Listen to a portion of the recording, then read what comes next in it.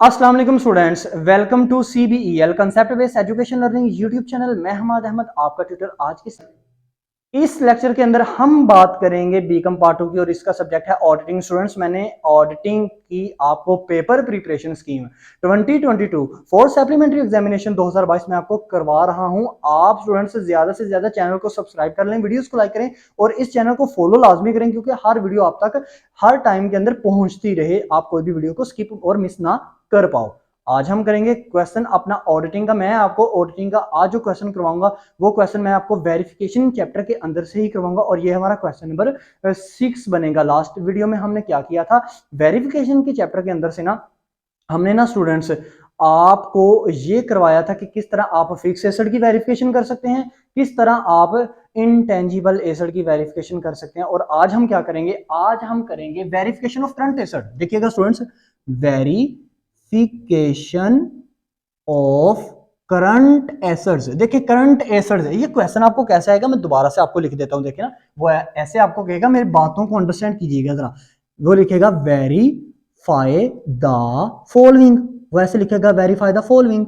अब देखिएगा नीचे वो चार आपको ऑप्शन देगा। नंबर 1 आपको देगा, लिखेगा लैंड, इसकी वेरिफिकेशन करो। नंबर 2 आपको देगा मशीन, इसकी वेरिफिकेशन करो। नंबर 3 आपको देगा गुडविल, इसकी वेरिफिकेशन करो। नंबर 4 आपको दे सकता है वो डेटर।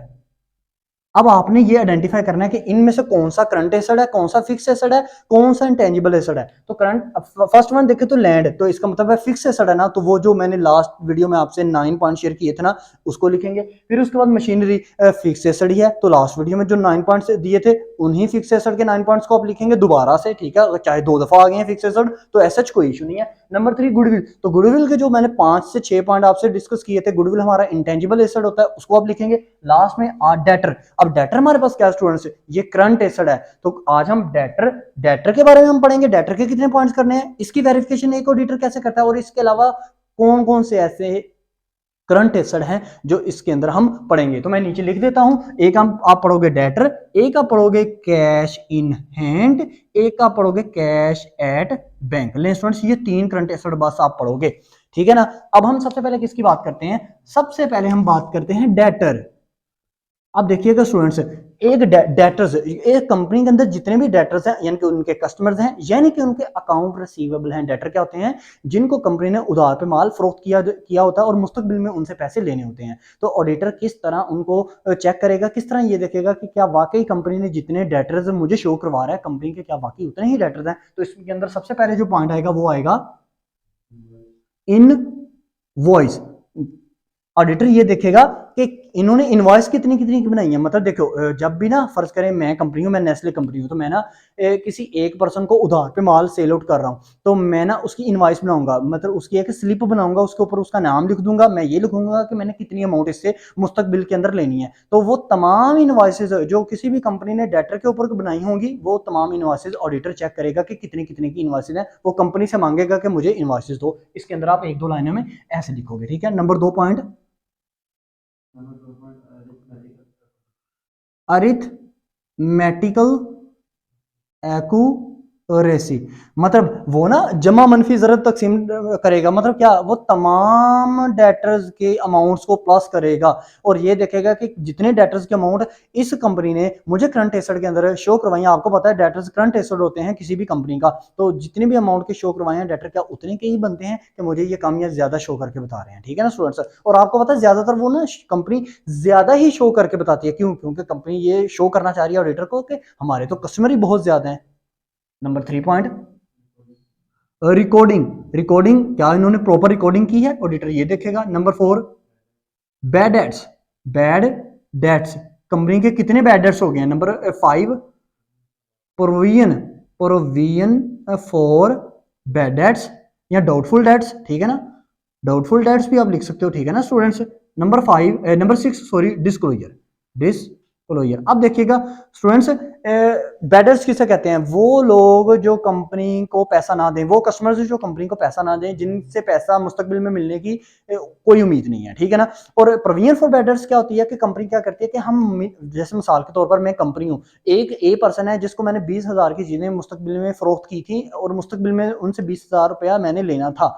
अब मैं ये देख रहा हूँ कि उसका एटीट्यूड नहीं है, मुझे ये पैसा नहीं देगा, तो मैं ना हल्का हल्का सा हर मंथ में ना थोड़े थोड़े से पैसे मैं निकालता जाऊंगा, ताकि मैं एक ऐसी अमाउंट तक चले जाऊं कि ये मेरा 20,000 का जो लॉस है ना इसको मैं रिकवर कर पाऊं। तो ऑडिटर ये देखेगा इनके बैड डेट्स कितने हुए और इन्होंने डाउटफुल डेट्स यानी कि प्रोविजन कितनी इन्होंने बनाई उन बैड डेट्स के ऊपर। और एंड पे डिस्क्लोजर, डिस्क्लोजर का ये मतलब होता है कि कंपनी ने क्या बैड डेट्स को करंट एसेट के अंदर ही लिखा ना, कहीं इसको फिक्स एसेट के अंदर तो नहीं लिख दिया। तो ये आपका कौन सा हो गया, करंट एसेट के अंदर बैड डेट्स आपका हो गया। अब करंट एसेट के अंदर आपको क्या आ जाएगा, कैश इन हैंड। पहले हम बात करेंगे कैश इन हैंड की, तो यहां पे मैं लिख देता हूं कैश इन हैंड,